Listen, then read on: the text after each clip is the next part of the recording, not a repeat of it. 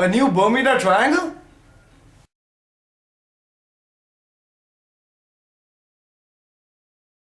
How's it going, you guys? And Happy New Year. Welcome to another year. 2018 is here, and we're gonna kick things off the same way that we have been for a long time. And before we talk about the new Bermuda Triangle that is supposedly being formed, let's hit back at the North Korean update.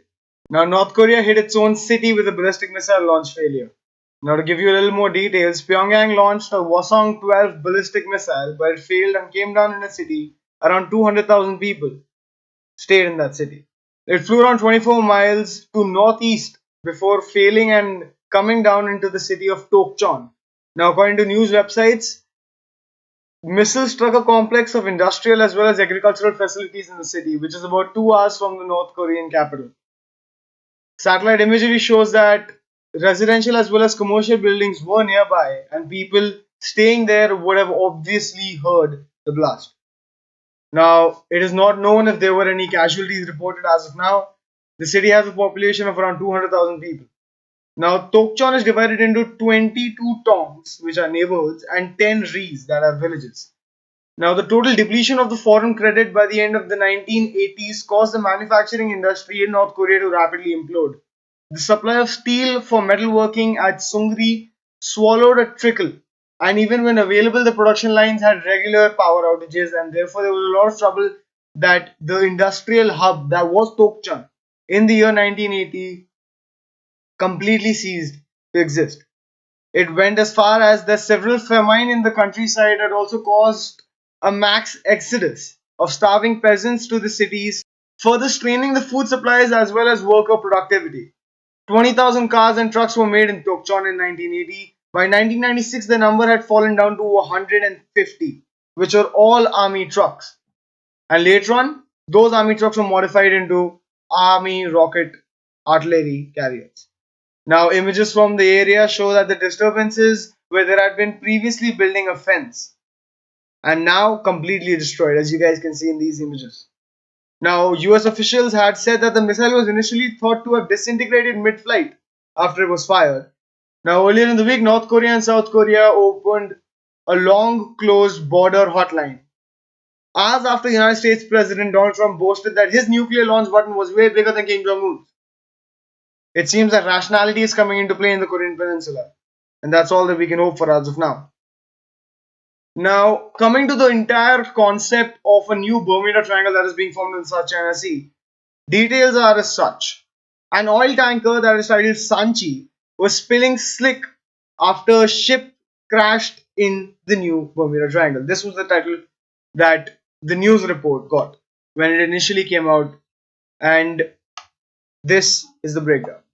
Now, thousands of tons of oil are at risk of leaking from a burning Iranian vessel following its collision with a Chinese freighter. Now, thousands of tons of oil are at risk of pouring into the sea off the coast of China after a tanker collided with a freighter. Iranian vessel Sanchi struck Hong Kong's registered CF Crystal about 160 nautical miles, that is around 257 kilometers from Shanghai, leaving its 32 crew missing. So the Iranian vessel, which was carrying 150,000 tons, nearly a million barrels of condensated, a type of ultra light oil, according to the Chinese authorities, is now at risk of completely emptying its entire load into the open ocean. The tanker is now on fire and is spilling its cargo into the sea, claimed by authorities. It is the largest of the dozens of ship accidents in the region, and that has recently been dubbed the new Bermuda Triangle. Now, this name was given to it because of the sheer amount of accidents that have been taking place in this very region of the ocean. 30 Iranians and 2 Bangladeshis were on board the Sanchi when it was involved in the collision. South Korea's Coast Guard had sent a ship as well as an airplane to assist with the search efforts. All 21 Chinese crew members of the Crystal, which was carrying grain from the United States and was coming back towards Shanghai, have been rescued. Now, the oil has been spilling for hours on end, and the exact amount of oil that has been spilled right now into the open oceans is inaccurate and currently unknown. Now, around 30 Iranians, an unnamed official in Iran's oil ministry, told the AP News that we have no information on their fate. We cannot say that all of them have died because rescue teams are there and are providing services. They're trying as best as they can to make sure that these people are found before it's too late. Now, officials said that the tanker had been rented by the South Korean company and was on its way to South Korea from Iran. Now, last year, German newspapers Die Welt carried out a research which found that South and East China Seas and the seas around Indonesia, Indochina, as well as the Malay Peninsula, the Korean Peninsula, and Japan was apparently the most dangerous region in the world. The total losses in 2016, according to paper, were 33 ships lost in the same region. The risk presented by the region's sea led the paper to headline the article, "The New Bermuda Triangle Lies in Front of China." The Bermuda Triangle was a mythical area in the Atlantic Ocean between the Caribbean and Bermuda, where dozens of ships and planes apparently unexplainably went missing in the 19th and 20th centuries.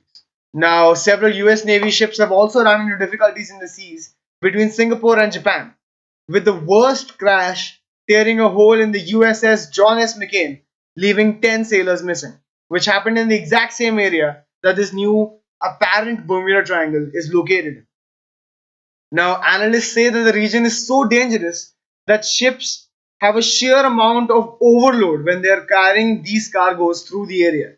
There is basically an entire overload in the transport that is being done through this very narrow zone in the ocean, which, according to a lot of analysts, suggest that is the reason for all of these crashes. But then again, we need to understand the fact that modern day ships are some of the most technologically advanced things that are out there as of now. If not the most advanced when it comes to international voyaging, these ships carry millions and millions and millions of dollars worth of equipment, of goods throughout the planet. Be it from phones to cars to trucks to whatever. Shipping is like the biggest source of import and export throughout the planet to any country that exists on the globe. Now, stuff like this makes you want to question as to what the real reason behind all of these ships wrecking are. 33 ships in the same region cannot be a coincidence. You can write up to 10 off if you have to consider coincidences because of weather, because of manipulation of the tides. But then again, it all circles down to one boiled down point that 33 ships went missing. People lost their lives. Family members lost people who they'll never be able to see again. At the end of the day, human life was lost, and we still don't know why. 95% of the oceans are still unexplored. We have no clue what's out there. And yet we exploit the oceans like it's nobody's business. Well, in a way, this is just the ocean fighting back. Now, I know that sounds messed up and that's not the reality of things, but look at it that way. We can't explain what's going down in this very narrow location.